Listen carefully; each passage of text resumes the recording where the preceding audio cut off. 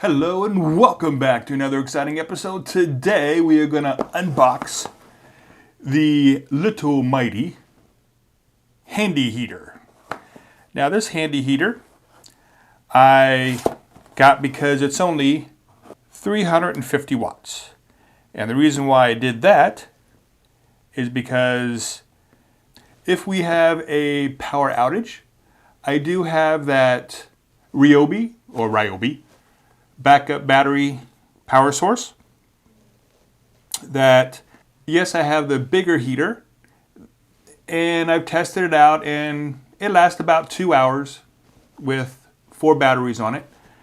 However, this thing being only 350 watt, oh, by the way, the big one is like, I think it's 1300 watts. So it does pull a lot of juice. But this little thing being 350 watts, I can put it into a bedroom and it should take care of a few hours. So more than 2 hours anyway. We hope. I'll test that out maybe at the end of this video. We'll see. To open this thing up, see what we got here. It says quick and easy heat anywhere. Plugs directly into wall. It has an adjustable thermostat, programmable 12-hour timer. It's great for garages, bedrooms, bathrooms, and more. So it's not meant for the whole house, obviously. Now, some of the reviews that I've seen has said, oh, it does not heat the whole house. Well, it's not meant to heat the whole house. It's meant to heat one room in an emergency situation. Well, at least in my case, an emergency situation. So let's see. What's this? Oh, there's no safety tape. That's interesting. Handy Heater Deluxe. Distributed by Ontel in Fairfield, New Jersey. But it is made in China. So that matters to you? There you go. So it does have temperature up and down. We'll see that a little bit later. Or fan speed. Digital display. Timer button. On-off switch. Oh, and the plug does rotate, it says here. That's nice. Gives you operating instructions. How to turn the prongs. Setting the timer. Care and maintenance. Do not let liquid enter the heater. Well, duh. Alrighty. And that's about it. Oh, it is designed for in-wall outlet use only. Oh, it has a little remote here, which has power button, timing button, wind speed. So I believe this is just low and high, but we'll find out a little bit later. Heat up and heat down.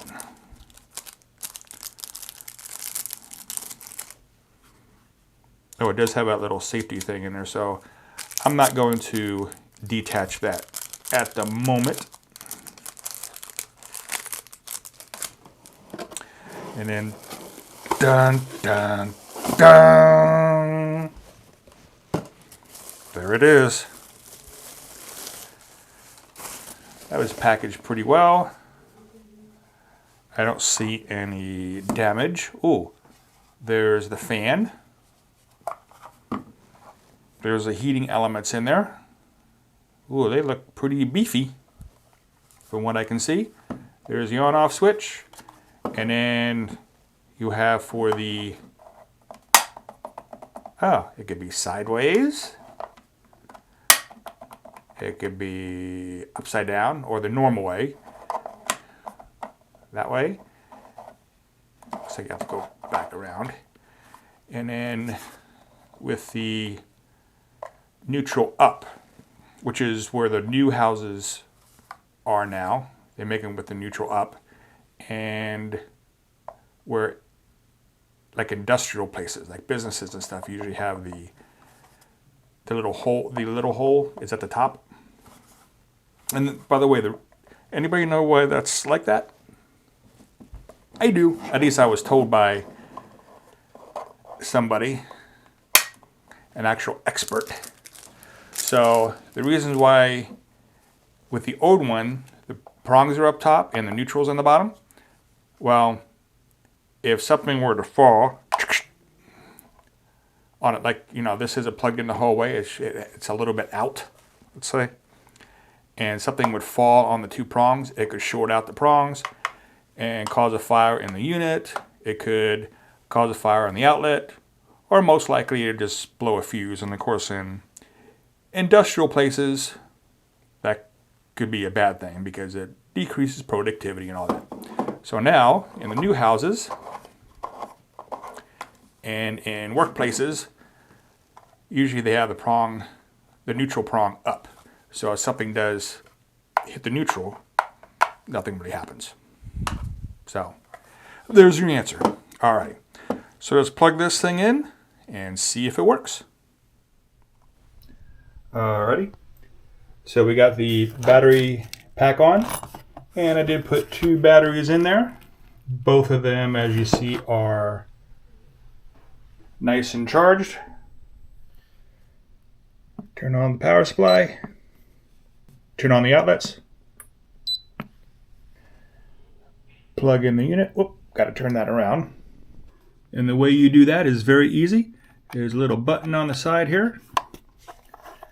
And you just turn it till you get it to the spot that you want. And that's it. Plug it in. Turn on the power button. Ooh, there we go. Taking 20% load. Let's see if we can bring the speed down. The low. That brings the power, the total load level down to 17%. And of course, don't need it at 80 because this is going to be for emergency. So let's say 70. Let's see how long it takes it. Okay, put this thing in the living room because if I put it into my small area of my editing suite, it's going to get really hot really quick. So I did have to turn this sideways so it doesn't hit the ground. So turn that on, bring it down to 70, low power. Again, the load is 17%, oops, give me 16%. And let's see how long 2 batteries will last.